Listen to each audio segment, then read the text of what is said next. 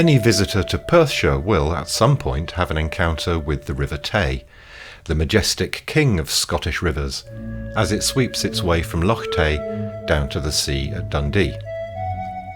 It is perhaps never more majestic than when it glides past the historic cathedral in Dunkeld and then on to Perth under Thomas Telford's bridge. But if you stand on its bank with your back to the cathedral, you'll see a break in the bank opposite, where another river joins the Tay. Nothing remarkable perhaps, just another tributary. But this tributary is more than just a source of extra water for the Tay, but a fascinating river in its own right. This is the River Braan. Following the Braan upstream from Dunkeld to its source, Loch Freuchie, some 15 kilometres to the southwest, we will encounter some thundering waterfalls, tranquil pastoral countryside, the magical world of the Hermitage, and an ancient church. Also on the way, we'll unfold the tales of General Wade, royal visitors, the inn where Bonnie Prince Charlie snoozed for a night, and where William Wordsworth was inspired to pen a poem. Also entering our journey will be a musical genius, the fiddler Neil Gow, the painter Sir John Everett Millais, Beatrix Potter's inspiration for Mrs. Tiggywinkle, as well as a dragon-infested island. This is the story of the River Braan and the secret strath through which it flows. Welcome to Strathbraan.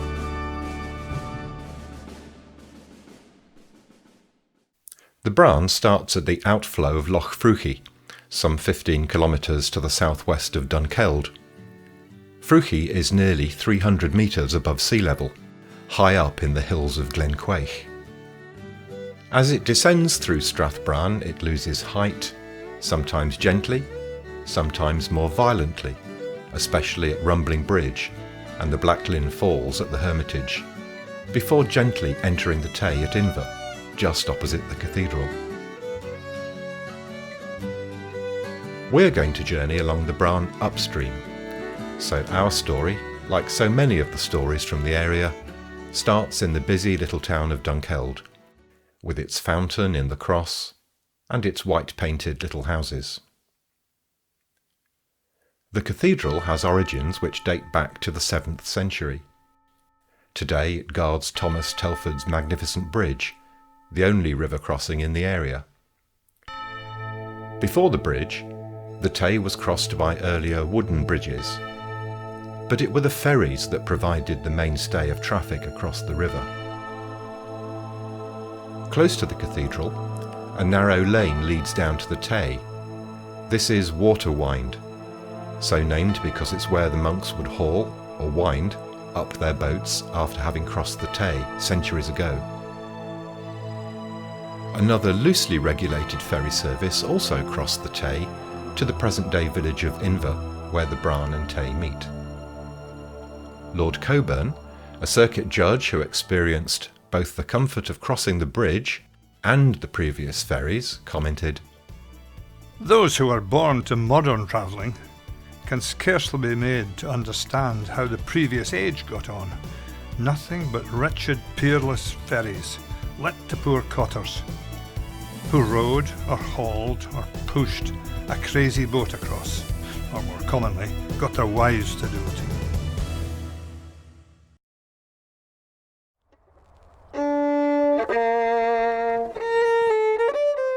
Having crossed the Tay, and before we head into the village of Inver itself, we're going to turn right and take a detour along the west bank of the Tay to visit a tree and a bench. This is Neil Gow's oak, named after the famous fiddler and composer who was born in 1727.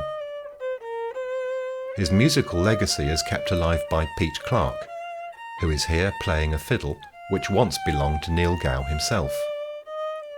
The tune is one of Gow's, called Farewell to Whiskey, prompted no doubt by his determination to cut back on consumption and overindulgence. Seemingly, This abstinence didn't last long, as you can tell from the title of his next piece. Gow was immortalised in a painting by Scottish painter Sir Henry Raeburn, which, with his original fiddle, hangs in Blair Castle. Gow and others would have entertained travellers as they waited for the ferries in one of the 2 ferry inns at Inver. Inver is now somewhat cut off from the Tay by the A9, which was built in the 1960s, and one of the 2 ferry inns was destroyed, but the other still stands, the old Inver Inn, and is now private dwellings. Neil Gow would have played here many a time. Further into the village, Gow's cottage has a commemorative plaque, with a cheeky nod to Pete Clarke. Even back in the 1770s, Inver was on the newly emerging tourist route. Possibly the very first was Thomas Pennant, who arrived here by walking down the route up which we are going to travel. General Wade's roads opened up the Highlands, as he had been commissioned to build a fast means of communication after the defeat of the Jacobites in 1715. Pennant writes, I had the hardiness to venture on a journey to the remotest part of North Britain, a country almost as little known to its southern brethren as Kamtschatka.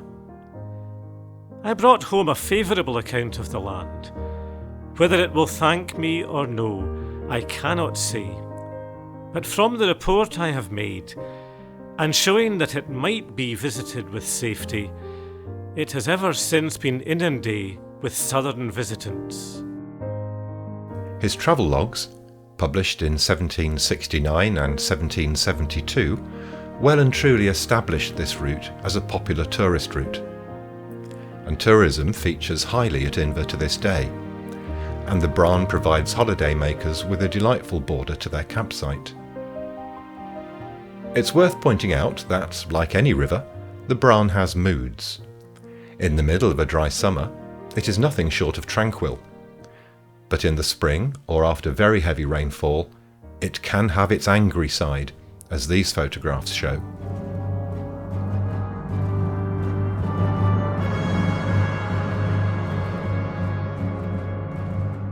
The caravan park still contains the remains of an old mill which, when created in the mid-1800s, was one of the most cutting-edge and innovative mills of the day. It provided power to a flour mill on one side of the Lade and to a sawmill on the other. Nowadays, it's home to a family of dippers. Someone who worked at the mill before an accident deprived him of the fingers and thumb on one hand was a local man, Charles Mackintosh. After the accident, he was then employed as a postman, which allowed him more time to study natural history. By the time he died in 1922, he had been showered with honours for his knowledge. Beatrix Potter had met him when a very young child on holiday, as her interest in the natural world was growing and growing. She finally managed to arrange a meeting with him one summer, when she was in her early 20s. The occasion was to show him some drawing of fungi, but the meeting was to have a lasting legacy. Accordingly, by appointment, he came with his soft hat, a walking stick, a little bundle, and very dirty boots. He was quite painfully shy and uncouth at first, as though he was trying to swallow a muffin. I asked him to sit down, his head being somewhere in the chandelier. I would not make fun of him for worlds, but he reminded me so much of a damaged lamp-post. Later she drew him from memory, and it's pretty certain that he was the model for Mr. McGregor in The Tale of Peter Rabbit.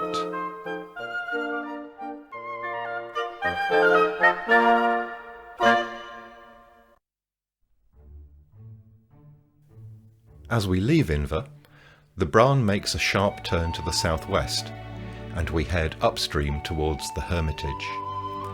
As we do so, we encounter the railway line to Inverness, passing over the Braan. If you're really lucky, you can sometimes see something a little more interesting than a ScotRail diesel. The Hermitage is a densely wooded area created as a tree garden around 250 years ago by the then Duke of Atholl. The Douglas fir trees are amongst the tallest trees in Britain. Over the years, it has attracted many distinguished visitors and even managed to amuse Queen Victoria. The Hermitage is now managed by the National Trust for Scotland and is one of the Trust's most beautiful outdoor properties.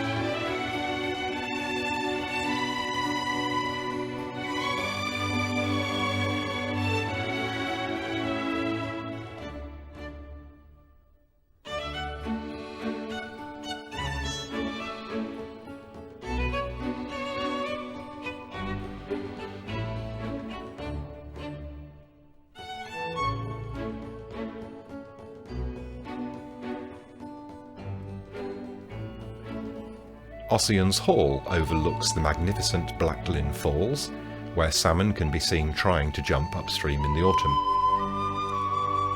In the 18th century, the interior of the hall used to have mirrors on the walls, so that the ladies wouldn't faint by looking at the falls directly. Nowadays there is a series of panels depicting the story of the Celtic poet and bard Ossian, whose cave can also be found further up one of the many paths at the Hermitage.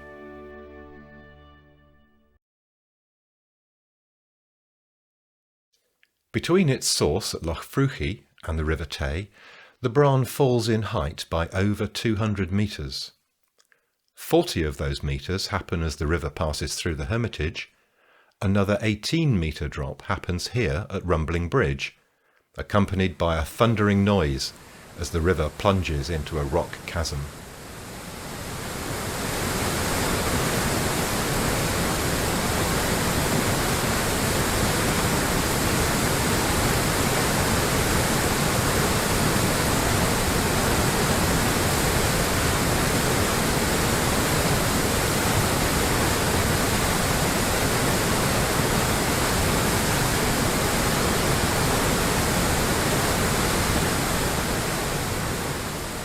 The nearby Rumbling Bridge Cottage was a much-loved retreat for the Pre-Raphaelite painter Sir John Everett Millais, perhaps best known for the 1886 painting of his grandson William James, dressed in a little Lord Fauntleroy-style velvet costume with a ruffled collar, eventually entitled Bubbles. The painting was used by the Pears Soap Company, who added a bar of their soap in the foreground and used the amended portrait as their advertisement. Rumbling Bridge is the spot from where Millais painted The Sound of Many Waters in 1876. The picture now hangs in Fyvie Castle in Aberdeenshire. He painted this broad and rocky expanse of the River Braan in rain and snow from a temporary hut on the bank. In November 1876, he wrote to his daughter, "Dearest Mary, I fear that after all I shall have to give up my work and finish it next year, as there is nothing but snow over all, and I have a cold as well, which makes it positively dangerous to paint outside in such weather as this. Your affectionate father, J. E. Millais." The landscapes he painted here represent a respite from the demands of art and society in London. Millais remarked that Scotland is like a wet pebble, with the colours brought out by the rain. We now take a short detour from the river and follow one of General Wade's roads across Rumbling Bridge and up to the higher ground above the gorge as we head for the hamlet of Lagganallachie.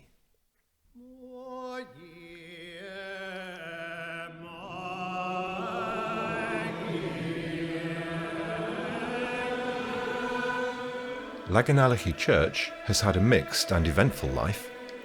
No one knows exactly how long a church has been here, but certainly it existed at least before 1560, and perhaps around 2 centuries earlier than that, as one of the earliest references is dated 1294.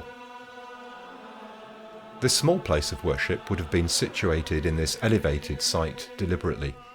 It appears visible to all, and would have served as a beacon in the days before maps guided the faithful.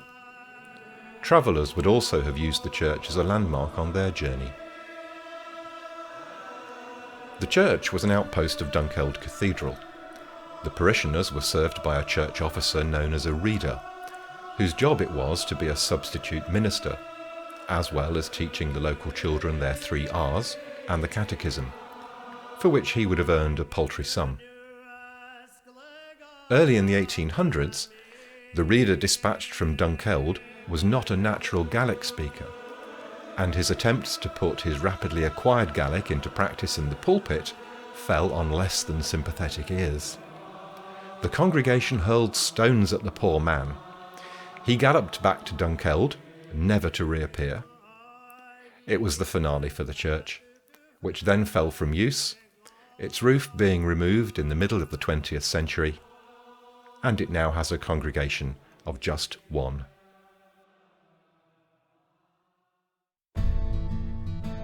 Still to come, the mystery of the Amulree bell, the dragon-infested island, the walk with a poem behind every tree, mysteriously carved stones, and the splendour of Loch Freuchie.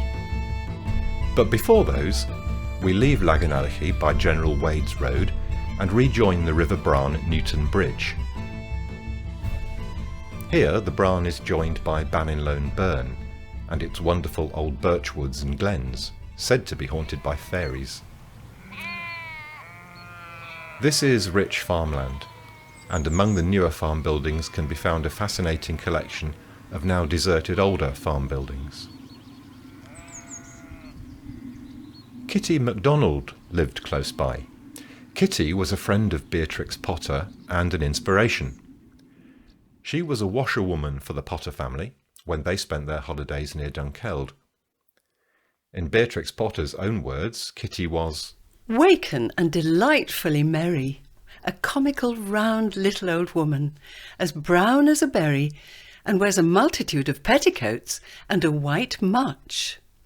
If that reminds you of the hedgehog Mrs. Tiggywinkle, then you're not alone. Beatrix Potter's connection with the area is commemorated in the exhibition and Beatrix Potter Garden in nearby Burnham. From Newton Bridge, the Braan turns and heads almost due south for a short while as it passes the village of Crockery. Here the river is at its widest and a few small islands appear. Crockery is just a cluster of a dozen houses, but it hides a royal history. Just visible in the centre of this hamlet is the stump of the old Crockery Castle, perhaps built around 1160, when Malcolm IV gave the lands as a gift to Duncan VI, Earl of Fife, both familiar names in Scottish history, thanks to Shakespeare's play Macbeth. The lands which stretched down from here to Dunkeld remained theirs until 1389, when it came into the hands of Robert II. This Robert fathered many children, mostly illegitimate, one of whom was Alexander Stewart, nicknamed the Wolf of Badenoch, the swashbuckling, bloodthirsty Robin Hood or Indiana Jones of his day. His proud effigy lies at the east end of Dunkeld Cathedral.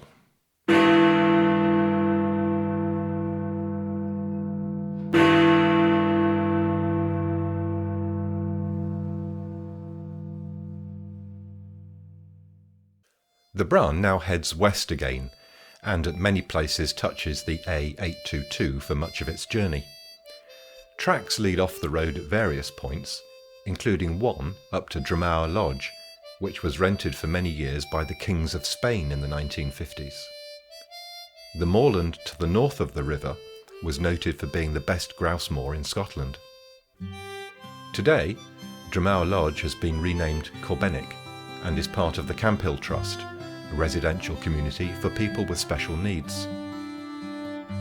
Corbenick have created a poetry path, which is freely open to all, a delightful woodland walk with sculptures, inspirational thoughts, and poetry.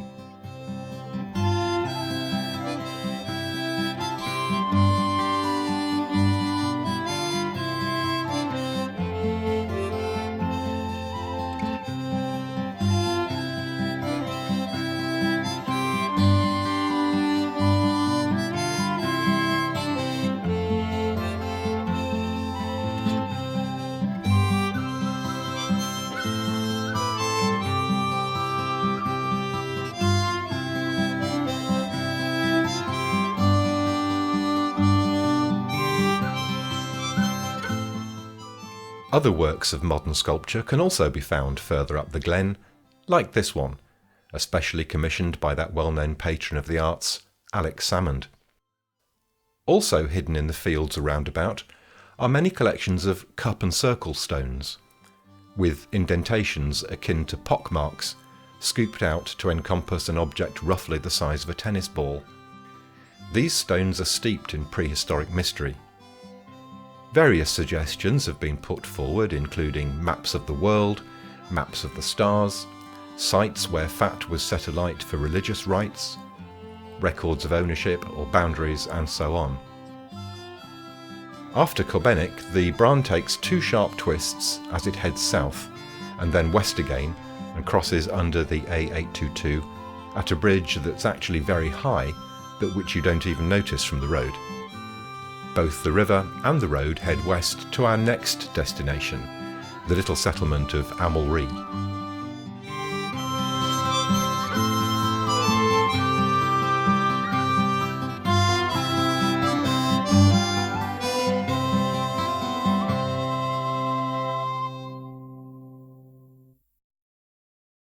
At Amulree, the Braan passes under two bridges next to each other, the newer bridge carrying the A822 and the older, smaller stone bridge, one of General Wade's built in the 1730s.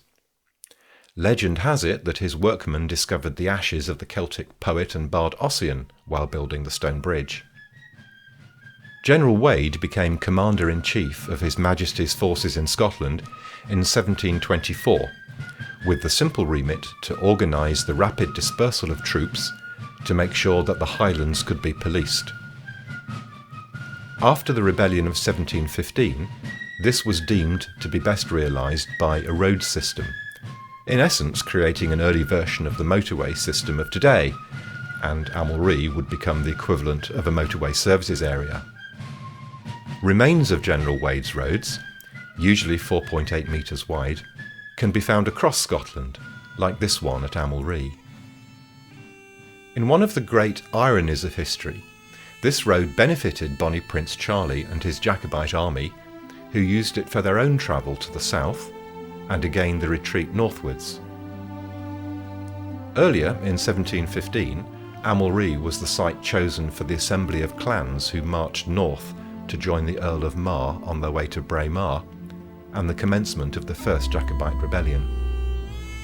It was on this disappointing journey north, routed and defeated, that Bonnie Prince Charlie reputedly stayed the night at the inn, which is now undergoing a rebirth. The white-hulled church, although completed in 1752, contains a bell cast in Belgium in 1519 by Willem van den Heijn, the same founder who made the bell for Henry VIII's warship, the Mary Rose, as well as a set of bells for St John's Kirk in Perth. Where the bell was between being made in 1519 and hanging in the church in 1752 is a bit of a mystery, but it is possible that it came from an older church at Sheehan, further up Glen Quaich. That church is now a ruin, and the one at Amulree was built to replace it. Inside the church, the great ceiling beams came from the black wood of Ranach, the huge tree trunks being dragged over the hills. Substantial as they were, this timber was merely surplus to requirements for General Wade's construction of roads and bridges. The beautiful stained glass window is a later addition. William Wordsworth, sightseeing in the area, accompanied by his sister Dorothy, also stayed a night or so at the inn, or as he named it, the Lonely Inn, and was moved to write about his walk up the Smar Glen to Amulree. In this still place remote from man, sleeps Ossian in the narrow glen. Frequently impassable in winter, this beautiful area was a favourite hunting ground of Scottish kings. In 1372, Robert II signed a charter here. It's difficult to believe, but in 1746 there were no fewer than 1,200 churchgoers in the glen. In the early 1800s, about 300 crofters left the glen to resettle in Canada. After a 3-month voyage, they colonised the East Hope area of Ontario, and they named their settlements Amulree and Glen Quaich.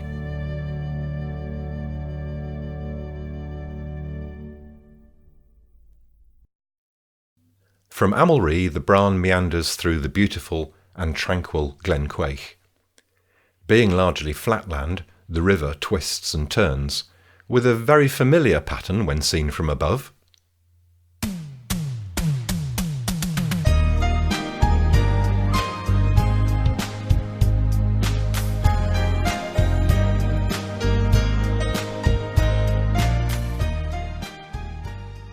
But this couldn't be more different from the East End of London.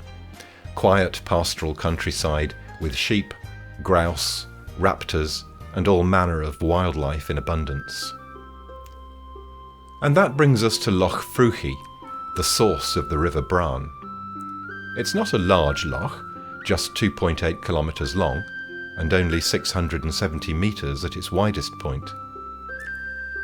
This is the place where Loch Freuchie gives birth to our magical River Braan.